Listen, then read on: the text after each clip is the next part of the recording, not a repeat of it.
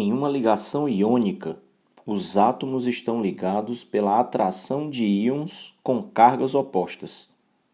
Um exemplo dessa ligação é o KCl, cloreto de potássio.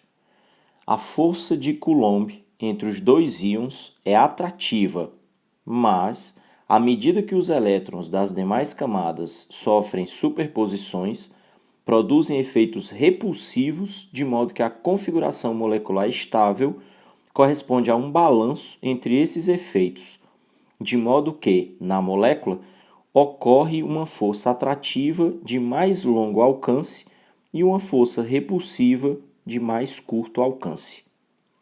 Na molécula de KCl, a distância entre os íons vale cerca de 3 vezes 10 a menos 10 metro, 3 angstrom.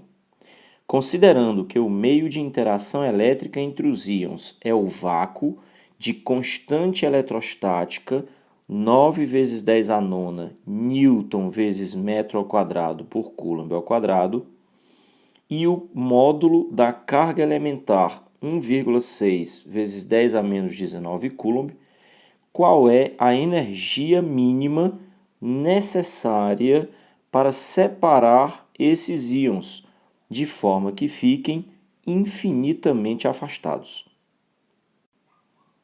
Ora, sabendo que KCl corresponde a um cátion positivo K+, então um cátion monovalente, ligado a um cloro negativo, ou seja, um íon cloreto, um ânion, também monovalente. Nesse caso, nós temos duas cargas elementares, sendo uma positiva e uma negativa, colocados a uma certa distância. Então, nós poderíamos imaginar a carga positiva do K+, a carga negativa do Cl- e a distância entre eles que foi dada. O detalhe é que eles se atraem por serem íons de sinais opostos. Nesse caso, então, nós poderíamos considerar uma carga como carga fonte e a outra carga como carga de prova. Poderia-se, inclusive, associar um potencial inicial a essa posição da carga de prova em relação à carga fonte. Acontece que, para afastar um íon do outro, seria necessário um puxão, ou seja, despender uma energia, porque esse não é o movimento espontâneo. O movimento espontâneo seria de atração, ou seja, de uma carga ir para cima da outra carga. Detalhe é que à medida que você vai afastando a carga de prova, ela vai passando por outros pontos do campo elétrico da carga fonte e adquirindo novos potenciais. A gente sabe que à medida que a distância aumenta, então a força de atração, pensando na lei de Coulomb, diminui com o quadrado da distância, de tal maneira que essa carga, sendo levada para um ponto infinitamente afastado, a carga de prova ficaria a uma distância infinita, o que significa que o potencial no ponto em que ela se encontra seria praticamente nulo. Ora, pensando que uma força foi necessária ser exercida sobre a carga de prova para deslocá-la, nós sabemos que uma força que provoca deslocamento realiza trabalho. Trabalho em eletricidade significa submeter a carga a uma certa diferença de potencial, ou seja, nesse caso, a carga submetida à diferença entre o potencial inicial e o potencial final, que é nulo. O que significa então dizer que o trabalho equivaleria ao produto da carga de prova pelo potencial elétrico inicial, gerado pelo campo da carga fonte.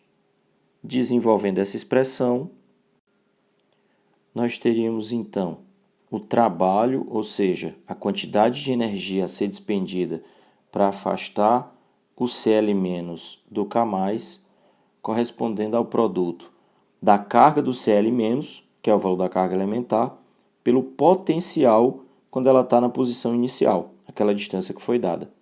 Lembrando que potencial elétrico pode ser calculado pela constante eletrostática, o valor da carga-fonte e a distância do ponto considerado até a carga-fonte.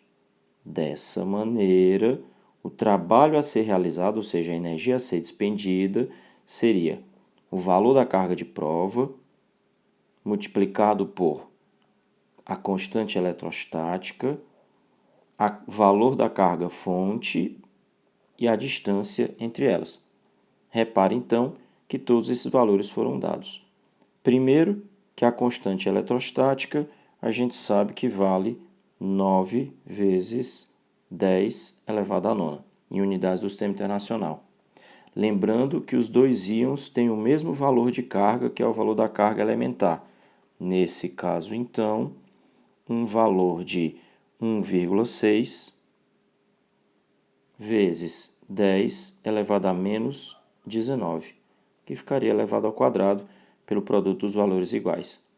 E a distância inicial entre eles, que foi dado como sendo 3 vezes 10 elevado a menos 10, que também está em unidade do Sistema Internacional, porque está em metro. Nesse caso, então, o trabalho seria 9 dividido por 3 vezes 1,6 elevado ao quadrado. Não vou fazer esse produto, porque eu imagino que eu vou precisar desfazer ele depois.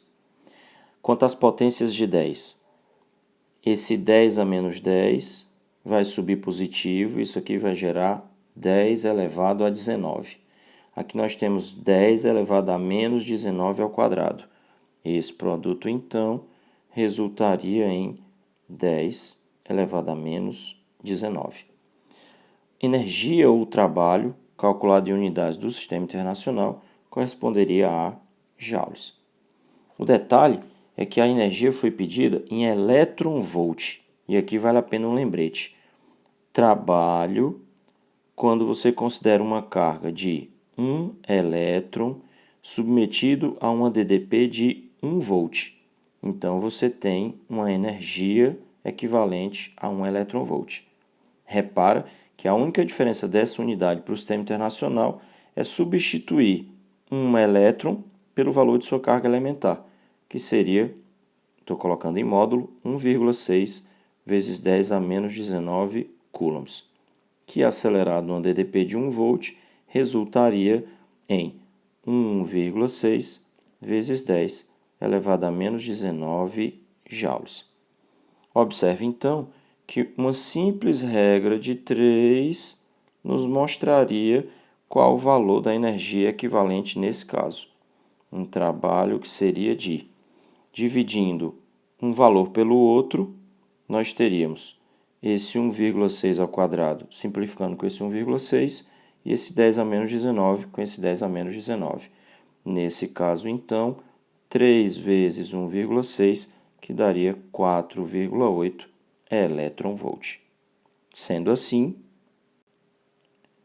o valor 4,8 elétron-volt nos deixaria com a resposta correta, alternativa B de bola. Lembrando então o que foi feito na questão. A energia potencial armazenada quando uma carga está submetida ao campo elétrico de outra tem a ver com o trabalho a se realizar para afastar uma das cargas em relação à outra até que ela fique submetida a um potencial nulo, ou seja, até que não haja mais essa energia. Lembrando também que trabalho representa o produto da carga pela diferença de potencial em que ela é submetida. E por último, a relação de que 1 elétron-volt equivale a 1,6 vezes 10 a menos 19 joules. É isso.